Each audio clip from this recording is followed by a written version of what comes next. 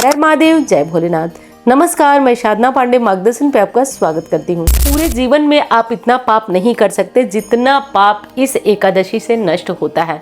ये एकादशी अमृत सिद्धि योग में आई है। अमृत सिद्धि योग में जो भी एकादशी पड़ती है वो अमृत तुल्य फल देने वाली है। इस एकादशी पर यदि एक छोटा सा, बहुत छोटा सा उपाय यानी कि एक दीप दान भी कर देते हैं तो वो आपके जीवन से अंधकार को नष्ट करता है और प्रकाश को जागृत करता है। तो यही है ये एकादशी। तो दोस्तों, देवशयनी एकादशी 25 तारीख को पड़ रही है। 25 तारीख को आपको व्रत करना है। दिन है शनिवार। देवशयनी एकादशी में देव को आप प्रतीकात्मक स्वरूप में सुला सकते हैं, देव की पूजा कर सकते हैं। और आज का एक खास उपाय पूरे 4 महीने करना है और 4 महीने में आपको चमत्कार हर हाल में देखने को मिलेगा। तो ये 4 महीने बहुत विशेष, बहुत खास होते हैं। और आप जानते हैं कि बहुत सारे लोग कहते हैं कि कुछ नहीं होता दिन से, मुहूर्त से, समय से, लेकिन बहुत होता है। लोग ऐसी मान्यता लोगों को बताते हैं, हालांकि वो खुद इन दिन, मुहूर्त और टाइम पे भरोसा करते हैं, लेकिन लोगों को भड़काने के लिए कहते हैं कि दिन, डेट, मुहूर्त और ये सब चीज़ों में कुछ नहीं होता है। पर आपको बता दूं दोस्तों कि अभी भी सत्य जिंदा है। सारी चीज़ें सत्य और वैदिक ज्योतिष के आधार पर ही चल रही हैं, चाहे दिन, मुहूर्त और डेट की बात हो गई।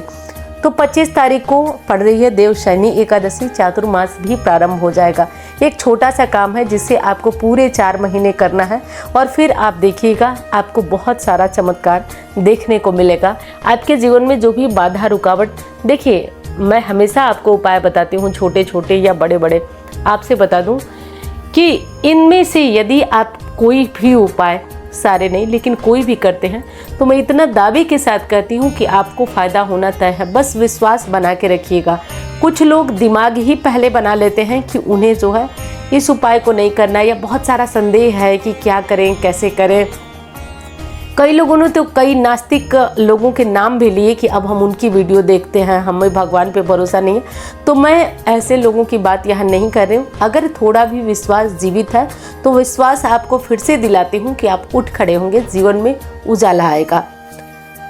तो 25 तारीख को देवशयनी एकादशी पड़ रही है और देवशयनी एकादशी पर आप जैसा कि जानते हैं कि भगवान नारायण ने बलि को वचन दिया था कि मैं 4 महीने तुम्हारे साथ, वैसे 4 महीने नहीं, पूरे साल ही बलि ने भगवान से ये वचन मांगा था कि वो पूरे साल मेरे साथ पाताल लोक में आकर निवास करें, क्योंकि भगवान बलि से बहुत प्रसन्न थे। कारण ये था कि वो अपना शरीर भी, भगवान को 3 पग देने में अपना शरीर भी नपवा दिया था। भगवान ने प्रसन्न होकर बोला कुछ वर मांगो। तब राजा बलि ने कहा कि आप मेरे यहाँ पाताल लोक में आकर निवास करें। फिर माता लक्ष्मी को बहुत टेंशन, चिंता, जो भी कहिए आप। उसके बाद माता ने राजा बलि को राखी बांधी और उससे वचन लिया कि वो 8 महीने वैकुंठ लोक में वास करेंगे और 4 महीने पाताल लोक में, अर्थात राजा बलि के यहाँ निवास करेंगे। तो ये दोनों कथाएं हमारे शास्त्र से हैं, दोनों ही विशेष परिचित हैं। और देखिए आज अमृत सिद्धि योग भी है और शिववास भी है। तो आज के दिन आप व्रत करते हैं, बहुत अच्छी बात है। आप शनिवार के दिन व्रत करिए। और जो लोग व्रत नहीं करते हैं उन्हें भी कुछ विशेष नियमों का पालन जरूर करना चाहिए। जैसे कि आप चावल नहीं बनाएंगे, आप आज तुलसी पत्र नहीं तोड़ेंगे, तुलसी जी में जल नहीं चढ़ाएंगे। लेकिन हाँ, पूजा पाठ भी बहुत ज़्यादा चमत्कारी ढंग से काम करता है। सबसे पहले तो बात कर लेते हैं कि इन चातुर्मास का नियम क्या है और कैसे करना चाहिए। देखिए, अब आज की स्थिति तो मैं नहीं जानती हूँ, लेकिन पहले टाइम में जो घर के बड़े बुजुर्ग थे वो चारों मास का, पूरे चातुर्मास का व्रत करते थे। चातुर्मास के व्रत में वो एक समय भोजन करते थे और पूरे दिन फल, फलाहार, ये सब चीज़ें लेकर के और तब व्रत किया करते थे। कोई भी आप मतलब जैसे ऐसा नहीं कर सकते कि आप व्रत, क्योंकि 4 महीने बहुत बड़े होते हैं अगर आप 4 महीने व्रत करने की बात करें तो। इसीलिए मैं मना करती हूँ कि आप चातुर्मास का व्रत न करें। लेकिन हाँ, आप ऐसा कर सकते हैं कि चातुर्मास में आप ऐसा कोई नियम ले सकते हैं, कम से कम 2 नियम। आगे मैं बताती हूँ कि वो कौन से 2 नियम है। यदि आप वो 2 नियम ले लेते हैं तो आपको संपूर्ण चातुर्मास का फल प्राप्त होगा।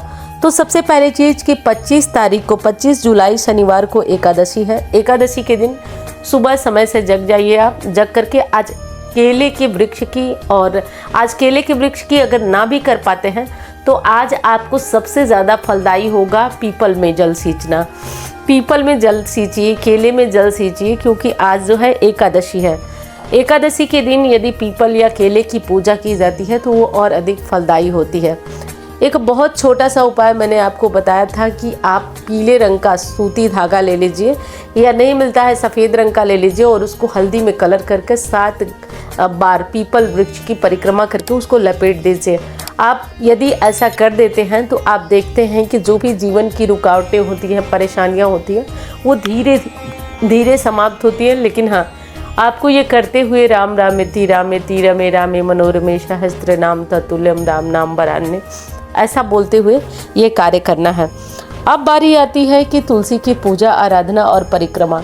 देखिए, तुलसी की पूजा आराधना में आपको बस इतना करना है कि उनके पास ब्रह्म मुहूर्त में या जब भी आप जग जाते हैं, क्योंकि आजकल जो है बारिश का मौसम है, सबकी दिनचर्या थोड़ी अनिश्चित चल रही है, तो आप जब भी जग जाते हैं तो आप तुलसी जी के पास सुबह शाम एक दीपक जलाइए।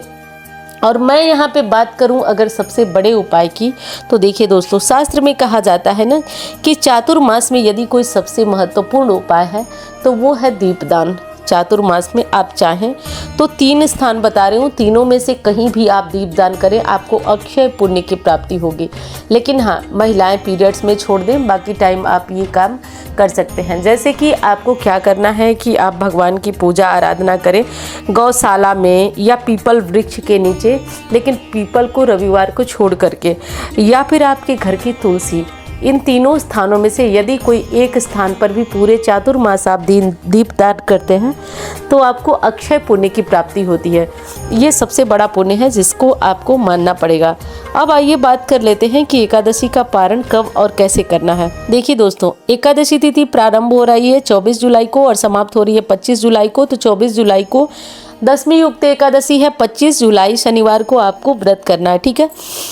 और इस बात का विशेष ध्यान रखिएगा कि पारण 26 जुलाई को सुबह 5:39 से लेकर 8:22 पर होना चाहिए। तो इस टाइम का आप बहुत अच्छे से ध्यान रखिएगा और ध्यान रख करके और आपको अपना व्रत पूर्ण करना है।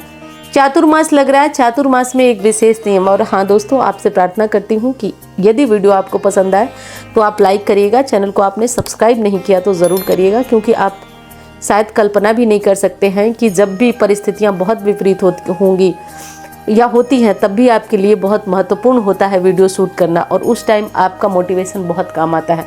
तो वीडियो को लाइक करिए, चैनल को आपने सब्सक्राइब नहीं किया तो ज़रूर करिए। हाँ, एक चीज़ और आपसे बता दूं, इस चातुर्मास में आप कोई भी एक चीज़ अपनी छोड़ सकते हैं। यदि आप बहुत ज़्यादा बाहर आते जाते नहीं हैं तो आप अपनी चप्पल छोड़ सकते हैं या चाय छोड़ सकते हैं, जो भी आप जिसके बिना जी सकें। ऐसा नहीं कि आप हमेशा उसके बारे में सोचते रहें।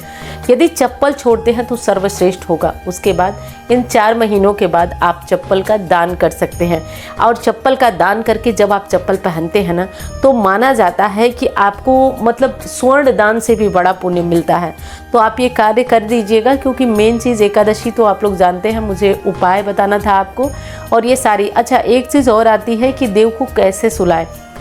देव देखिए प्रतीक रूप में सोते हैं। आपको अपने घर में भगवान को नहीं सुलाना है, जैसे आप रोज़ पूजा पाठ करते हैं वैसे आप करेंगे इन पूरे 4 मास में। हाँ, जैसे आप भगवान को चाहें तो आप एक आसन बिछा करके सुला सकते हैं। तो आपको क्या करना है कि आपको केवल प्रतीक रूप में भगवान को किसी आसन पे या ऐसे सुलाने का कर देना है, और भगवान से प्रार्थना करना है कि हे प्रभु, आप योग निद्रा में रहेंगे परंतु हम लोगों का ध्यान रखिएगा, हम लोगों पे कृपा करिएगा। बस ऐसे प्रार्थना करना है भगवान से। जुलाई से सावन आने वाला है। आपको पता है कि इस बार भी रुद्राभिषेक का आयोजन मार्गदर्शन के द्वारा होने जा रहा है। तो जो कोई बहुत ज़्यादा जीवन में अटका हुआ, रुका हुआ या परेशान महसूस कर रहा है, ये बस आयोजन उसी के लिए है। किसी भी मनोकामना को लेकर आपने सारे मेरे बताए हुए या अन्य कोई उपाय पूजा पाठ किया और अब आप हार गए हैं, निराश हो गए हैं, तो विश्वास मानिए आप अपने जीवन में चमत्कारी परिवर्तन देखेंगे। क्योंकि आपसे बता दूं, मैं यहाँ अपने कार्यस्थल पे बैठी हूँ, जब भी मैं कोई रुकावट महसूस करती हूँ, हमारे पंडित जी भी जानते हैं, मैं तुरंत जहाँ कहीं जैसे रहती हूँ फ़ोन करके महादेव की शरण में पहुँचती हूँ और राहत तो मैं पा ही जाती हूँ। और मैं जिस चीज़ से राहत पाऊँ वो आपको न बताऊँ, ये कैसे हो सकता है। तो देखिए, पूरे साल लोग कहते हैं कराने को, लेकिन संभव नहीं है, क्योंकि पूरी व्यवस्था के साथ वो चीज़ें करानी पड़ती है। तो अब सावन का महीना आ चुका है और रुद्राभिषेक 21 अगस्त को मार्कंडेय महादेव में आयोजन होने जा रहा है। देखिए, यदि आप अपने किसी भी मनोकामना के लिए ये रुद्राभिषेक करा रहे हैं, बच्चे की, पति की, किसी की भी, तो आपको वो मनोकामना खुद तक गुप्त रखना है। आपको किसी को नहीं बताना है। केवल ऑफिस नंबर पर फ़ोन करके आपको दक्षिणा की राशि, अच्छा दक्षिणा से ये एक चीज़ मुझे बहुत अच्छे से आपको बताना है कि देखिए, इसमें जो मंदिर के खर्च होते हैं, जो ब्राह्मण लोगों की दक्षिणा होती है, केवल और केवल वही सहयोग राशि होती है। और विश्वास करिए, जो कोई जुड़ना चाहता है बिल्कुल आप जुड़िए, क्योंकि इससे कम में तो आप कतई अपने घर पे भी नहीं करा सकते हैं। तो आप चाहें तो इसमें जुड़ सकते हैं। अपना नाम, स्थान, गोत्र, ऑफिस नंबर पर नोट कराइए। मनोकामना आपको खुद गुप्त रखना है, किसी को नहीं बताना है। अब बात आती है कि आप जानते हैं कि काशी के कोतवाल कहे जाते हैं बाबा विश्वनाथ जी। बहुत सारे लोग 2 सालों से मैं करा रहा हूँ, 2 सालों से लगातार यही कह रहे हैं कि आप बाबा विश्वनाथ जी मंदिर में कराइए। बहुत बार भागम भाग व्यवस्था, इस सब चक्करों में हम लोगों ने थोड़ा सा लेट कर दिया, लेकिन हाँ, लेट करके अंततः आपके लिए ये खुशखबरी लाई हूँ कि आप काशी विश्वनाथ मंदिर में भी अपना रुद्राभिषेक करा सकते हैं। रुद्राभिषेक करा सकते हैं और रुद्राभिषेक कराने के समय आप जैसा कि जानते हैं कि काशी विश्वनाथ मंदिर में किसी प्रकार का लाइव या कोई इस तरह की व्यवस्थाएं नहीं हो पाएंगी हम लोगों की तरफ से या कहीं से, ये जग विदित है, सभी जानते हैं। और दूसरी दिक्कत है कि इसमें कुछ लोगों का करके कराना है। एक दिन सभी लोगों का नहीं हो पाएगा, जैसे 20 लोगों का एक दिन, 20 लोगों का एक दिन, 20 लोगों का एक दिन, ऐसे करके कराना है। अब तीसरी बड़ी बात कि यदि आपको मैं बुलाती हूँ या आप वाराणसी, काशी में आते हैं, तो अचानक अगर उस दिन भीड़ बहुत ज़्यादा बढ़ जाती है तो हमारे द्वारा जो रुद्राभिषेक की बुकिंग होती है वो कैंसिल कर दी जाती है और उस स्थिति में आपको वापस भी जाना पड़ सकता है। तो इन 2-3 चीज़ों का ध्यान रखिए। बाकी महादेव इस बात के साक्षी हैं कि आप ही का नहीं, किसी का यदि 1 रुपया रहा तो होना तो तय है। वो तो रुद्राभिषेक आपका हर हाल में होगा, लेकिन हाँ, यही है कि आपको वापस भी वहाँ से जाना पड़ सकता है। लेकिन आप विश्वास करिए, काशी में यदि कहा जाता है कि सबसे पावन कोई जगह है तो वो होता है शिव मंदिर।